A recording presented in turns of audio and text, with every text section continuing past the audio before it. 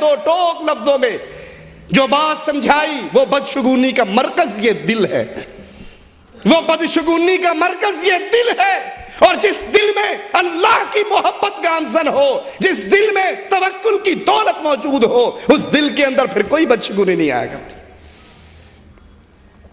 رسول اللہ صلی اللہ علیہ وسلم بدشگونی کو، اس کے فساد کو بیان کر رہے ہیں کہ اگر یہ بات آ بھی جائے، تمہارے دل میں یہ خیال پیدا ہو بھی جائے، اس پہ عمل کر کے اپنا کام نہ چھوڑنا کہ چھینک آ گئی ہے دروازے پہ تو واپس آ جانا ہے، کوا بول پڑا ہے تو واپس آ جانا ہے، رات الو بولا تھا گھر میں تو اب نہیں جانا، صبح کا سفر کینسل ہو گیا، ٹکٹ واپس کروا دو۔ اکرمہ فرماتے ہیں کہ ہم عبداللہ ابن عباس رضی اللہ عنہما، دیکھیے سلف کے عقیدے کتنے صاف سچے، اور کس طرح اللہ کی توحید پہ گامزن، اور کس طرح بدشگونی سے دور، اہل توحید اہل ایمان کسی قسم کی بدشگونی کو اپنے دل میں جگہ نہیں دیا کرتے۔ اکرمہ فرماتے ہیں عبداللہ ابن عباس رضی اللہ عنہما کے ساتھ ہم ان کے پاس بیٹھے، ایک پرندہ چیختا ہوا گزرا تو ایک شخص نے کہا اچھا شگون ہے۔ ابن عباس رضی اللہ عنہما فرمانے لگے نہ اچھا شگون ہے نہ برا، اس کی کائے کائے میں کیا چیز رکھی ہے، اس کے چیخنے سے کیا اچھا اور کیا برا۔ ابن عباس رضی اللہ عنہ وارضاہ نے فوراً اس کی بات کو کاٹ دیا تاکہ لوگ خیر اور شر کے اندر اس پرندے کی طرف متوجہ نہ ہو جائے۔ خیر بھی اللہ کے ہاتھ میں، شر اور مصیبت و تکلیف بھی آئے گی تو اللہ کی طرف سے۔ پرندوں کے چیخنے میں، پرندوں کے بولنے میں، وہ الو ہو، وہ کوا ہو، وہ بطخ ہو یا کوئی اور جانور ہو، اس میں کوئی تاثیر نہیں۔ ایک اور امام ایک شخص کو اپنے ساتھ لے کے سفر پہ نکلتے ہیں، ایک کوا چیختا ہوا کائیں کائیں کرتا ہوا گزرتا ہے تو وہ آدمی وہ کہتا ہے کہ اچھا شگون ہے، سفر کے آغاز میں یہ اچھی آواز پرندے کی سننے کو مل گئی، اچھا شگون ہے، سفر ٹھیک ٹھاک رہے گا۔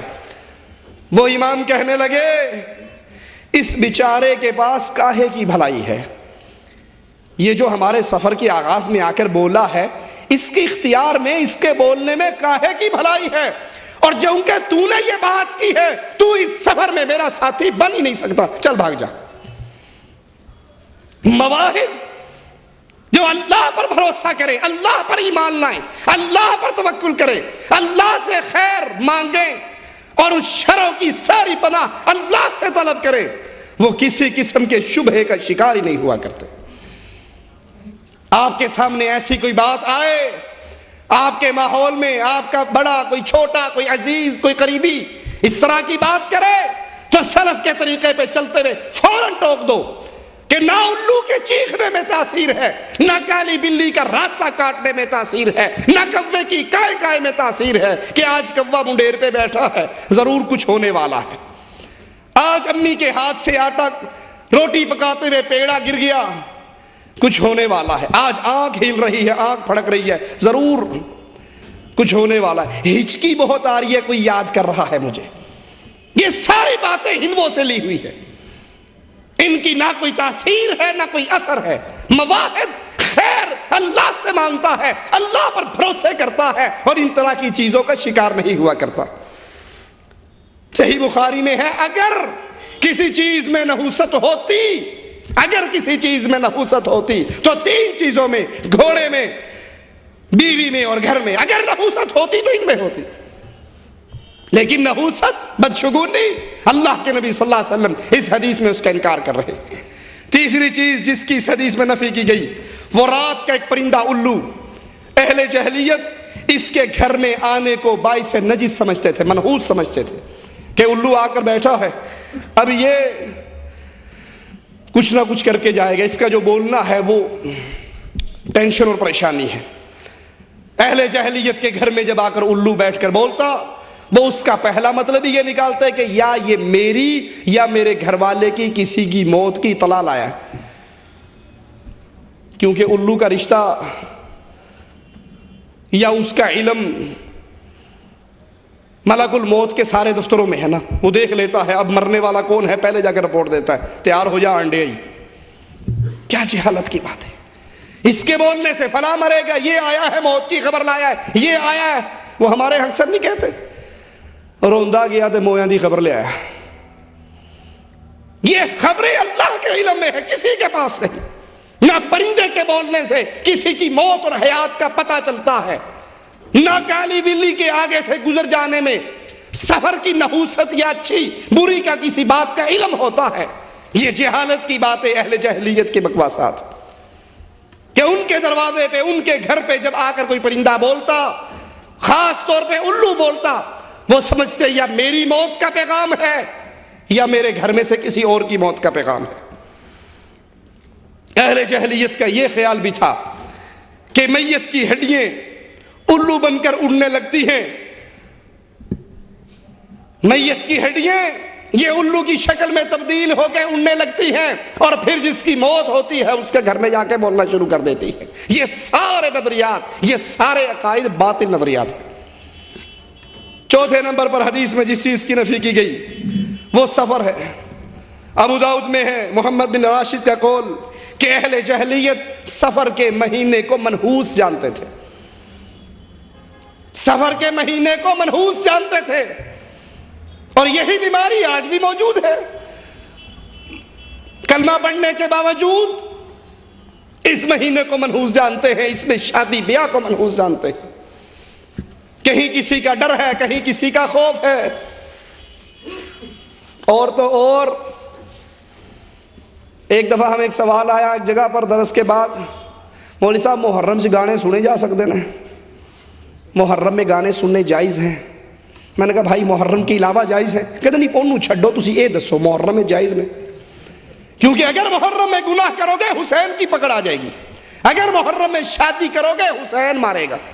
اگر محرم میں نکاح کرو گے یہ شادی، یہ نکاح، یہ بیاہ، یہ خوشی، یہ کبھی بھی تکمیل تک نہیں پہنچے گی. اس میں ضرور اہل بیت کی لعنت شامل ہو جائے گی کہ تو نے اس مہینے میں، یہ مہینہ تو غم کا مہینہ ہے، یہ مہینہ تو نحوست کا مہینہ ہے. اہل جاہلیت سفر کے مہینے کو منحوس مہینہ جانتے تھے. آج بھی کلمہ پڑھنے والے اکثر اس بیماری کا شکار ہیں، جس کی نفی رسول اللہ صلی اللہ علیہ وسلم نے اس نظریے کو باطل قرار دیتے ہوئے کی. اس میں کوئی حقیقت نہیں. کچھ لوگ بدھ کے دن کو منحوس جانتے ہیں. اسی طرح اہل جاہلیت شوال کے مہینے میں شادی کرنے کو منحوس جانتے تھے. رسول اللہ صلی اللہ علیہ وسلم نے ان تمام باتوں کا رد کیا. اس مہینے سفر میں اہل جاہلیت سفر کرنے کو، کسی کام کے لیے نکلنے کو منحوس سمجھتے تھے کہ اس مہینے میں سفر کرو گے تو وہ سفر تمہارا کامیاب نہیں ہوگا. پانچویں نمبر پہ جس چیز کی نفی فرمائی وہ ستاروں کے متعلق اہل جاہلیت کا یہ عقیدہ کہ بارش ان ستاروں سے برستی، یہ کرم کرتے ہیں، ان کی مہربانی ہوتی تو سارا کچھ ہوتا ہے.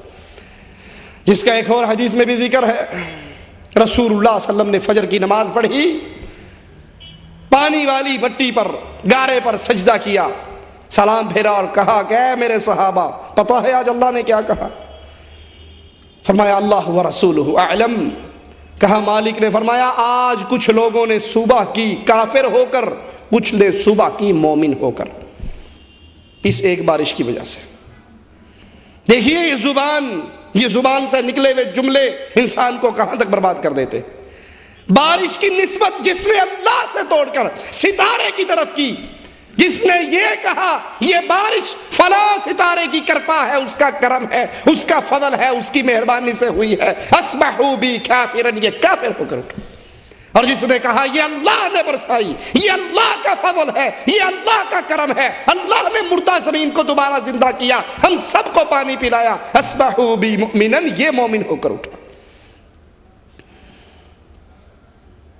جو اللہ کی نعمت کو اللہ سے اس کی نسبت کو توڑ کر غیر کی طرف کرتا ہے وہ اپنے ایمان سے ہاتھ دھو بیٹھتا ہے. اور ہمارے ہاں تو ہر چیز ہی مختلف بٹی ہوئی ہے. یہ اندھیری چھوڑی ہے بابا شہباز قلندر نے، یہ بارش برسائی ہے فلاں بابے نے، یہ کرم کیا ہے فلاں بابے نے. محکمے اور ڈپارٹمنٹ پورے تقسیم ہو چکے، یہ فلاں کا کام ہے، یہ فلاں کا کام ہے، یہ فلاں کا. رسول اللہ صلی اللہ علیہ وسلم جاہلیت کے اس عقیدے کی نفی کرتے ہیں. اسی طرح جاہلیت کا یہ عقیدہ تھا کہ بھوت، جنات کی، شیاطین کی ایک نسل، ایک جنس یہ راستے کے